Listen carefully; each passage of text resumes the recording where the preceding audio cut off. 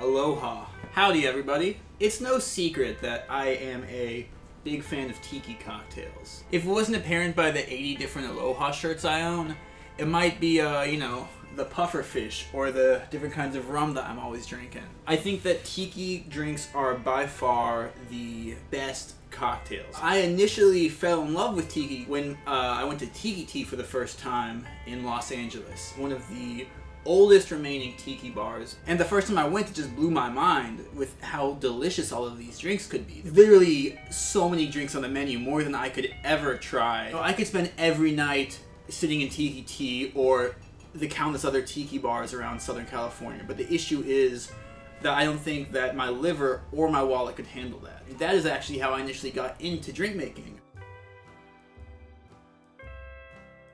Before this, my exposure to any kind of rum cocktail was in rum and coke, just some overly sweet. Even the thought of rum would bring a headache to my mind. Then I realized that these drinks aren't overly sweet, they're not overly fruity. That's just kind of the connotation that came around because of so many people falling in love with these cocktails and the massive, massive cultural impact that they had. Take the Mai Tai, for example. Because the way that tiki bars operated, the recipe was kept under wraps. So you would have so many imitators trying to make it, and they would call it a Mai Tai, but it would have, way too much sugar or pineapple juice or grenadine and all of these things that don't go into the recipe and aren't really making a balanced drink. And because of that, there's this kind of connotation that put tiki cocktails with a lot of, 80s party drinks, which could not be farther from the truth. Tiki drinks are some of the most intricately balanced cocktails. Some 8 ingredients or so, all working together in the tiniest of amounts to create something so unique and delicious. And as this is the first ever tiki drink I'm doing on the channel, I figured it was only fitting to start with the man himself who brought this whole faux tropical kind of culture to all of us, I guess, and that's Don the Beachcomber, or Don Beach. Now I say faux tropical because the term tiki itself is very misleading. It points to a culture that really wasn't even the inspiration for this stuff. Beyond that, the idea of this tiki culture that we see in bars and stuff like that is more of a Frankenstein of all of these different cultures, aspects blending, some from the Pacific, some entirely new, some from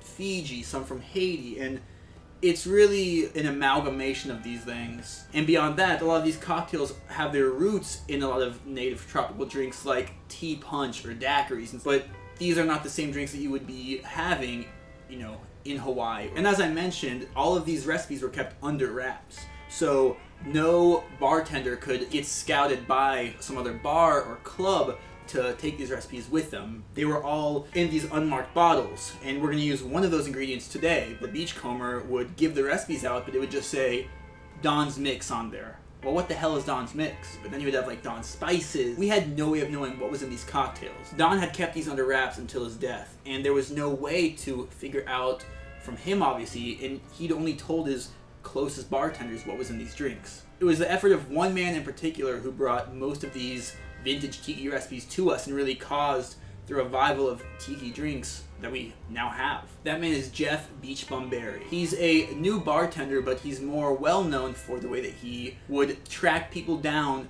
old bartenders, family of bartenders, and just people who were alive during that time to really find what was in these drinks. So if you're at all interested in the history of these cocktails, this is a book I highly recommend. It's called Sippin' Safari by him, and it really just chronicles the history of this whole culture and how it was lost to time. And more importantly, there's actually an entire chapter on his process for figuring out what was in the zombie. Due to the drink's popularity, it inspired tons and tons of imitators. And beyond that too, Don himself had multiple recipes for this drink. And there's a reason that, save for the Mai Tai, this is just hands down, I think, the most famous tiki cocktail. Regardless of its accuracy, the initial story for how the zombie was created was that a businessman went to Don the Beachcombers one day, hungover as all hell, and was just saying how he needed a drink to get him through this business meeting. So Don mixed up a drink that would basically allow him to walk through his day like a zombie. And that potency is what made the drink so iconic. Don would never allow a patron to have more than 2 of these. In all actuality, the drink was the process of, I think, over 3 cases of rum, of Don just really trying to perfect this I mean, this insane drink. And as I mentioned, we have 2 official recipes for this drink. We have the 1934, the original classic zombie, and the 1956. Very similar drinks with the addition of just a few ingredients. Today I'll be making the 1934 zombie. So to make this drink, you could very well shake it, but traditionally, you use one of these bad boys. This is a Drink Master blender. It's just basically a type of blender, the same kind that they're gonna use for milkshakes at any old fast food restaurant. But they're also used a lot by a lot of tiki bars because of the way that they can so quickly add so much, froth, dilution, and chilling to a drink. I wouldn't say go buy one of these. You could just as well shake this drink. It's the difference of $15 versus $70. That being said, I'm just going to be building it in the tin for the blender itself, and then we'll pour it into a zombie glass. So to start out, we're going to use a Jamaican rum. I'm going to be using Blackwell here. I would just say a medium to darker Jamaican rum. Blackwell is a nice, funky Jamaican rum. While not super funky, I think it has just a delicious flavor. So I'll be using 1.5 ounces of this.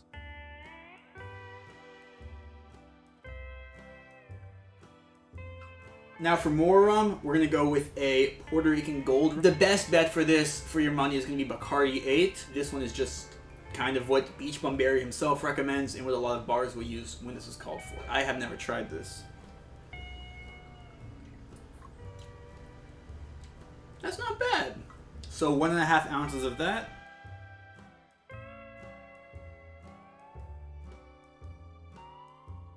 We're not quite done with the rum yet, so up next we're going to do 1 ounce of a Demerara 151 rum. I'm using Lemon Heart, but Hamilton would also be an excellent choice here. This is literally 75.5% alcohol, and you're putting a whole ounce of it in there. On top of the other 3 ounces of rum already in this drink. Like, there's a reason he limited these to 2 a customer. I tasted the Bacardi, so I guess I have to taste this one too. It actually smells really nice. Very caramelly, like Werther's bottoms up.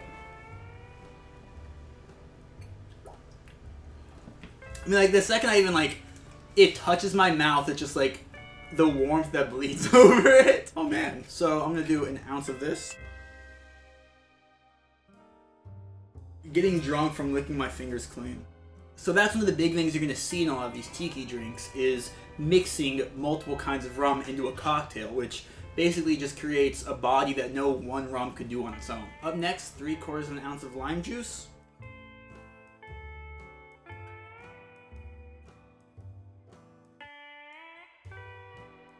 Next up, this drink calls for something called Don's Mix. The hardest part of the code to crack when they were reverse engineering this cocktail was Don's Mix. We got everything else, and then it just said that. Well, I'm here to spoil the secret. Don's Mix is 2 parts of grapefruit juice, ideally white grapefruit, and then 1 part cinnamon syrup. So I'm going to be making my own little bottle of Don's Mix right now to use in the many zombies I'll be drinking tonight. So let me toss this little funnel on top. White grapefruit is a lot harder to come by now in the States because the pink grapefruit is sweeter, and because of that it became a lot more desirable. So if you can't find white grapefruit, you're perfectly fine using pink. You just know it's going to be a little bit different.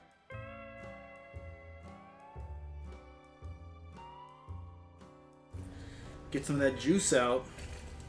That's not purple. So I'm going to measure this out now.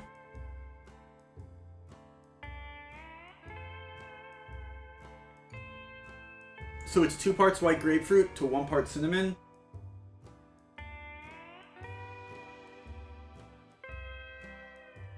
I've got 4 ounces of white grapefruit juice in there. Now I'm just going to add 2 ounces of this.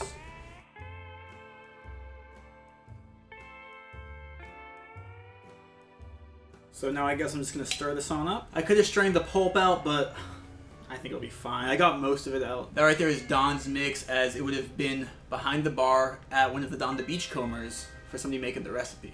And for all that work, we're only going to use 1/2 ounce of this. Obviously, there's no need to make it and bottle it. You could just as well add the grapefruit juice and cinnamon syrup to the drink, but I'm doing this as Don would. Up next, 1/2 ounce of falernum. If you don't know what falernum is, it's basically just a mixture of a bunch of spices and lime zest, just the essence of tiki. You can buy it from the store. Velvet falernum is an excellent choice if you're picking it up. I made my own because I care that much and I'm all into this tiki shit. So just half an ounce of this, and into the shaker it goes. Up next, 6 drops of Herbsaint or Perond or even Absinthe. Any of those will suffice here, just use it sparingly. When it says 6 drops, it means 6 drops.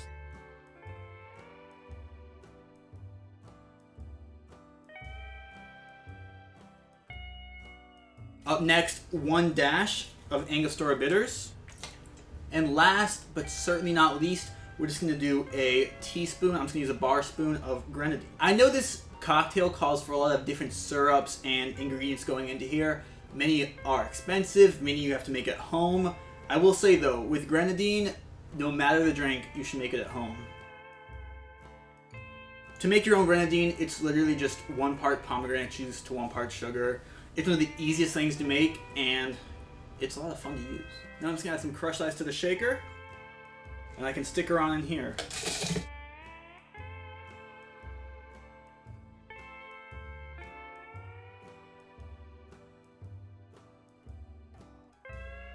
And there you have it. A zombie is one of the few cocktails to actually have a glass named after itself. I don't have any unmarked ones, so I'm going to be using one from Lono, a wonderful tiki bar in Los Angeles. If you don't have a zombie glass, you're perfectly fine using a Collins glass or some other tall glass as well. Pour this unstrained into here.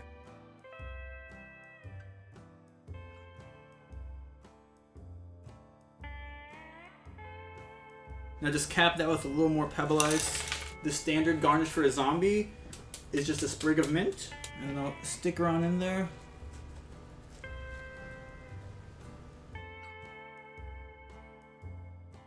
Stick the old straw in. There you have it, a 1934 zombie, as created initially by Don the Beachcomber himself. So truth be told, I've never made a zombie. I've only had them maybe 3 times in my life, just because a lot of bars don't offer them, and it's a very deliberate choice. If I have this, that's like my drink of the night, and I'm not coming back from it. Perhaps this will become something that I enjoy making night to night, and it's my cocktail of choice.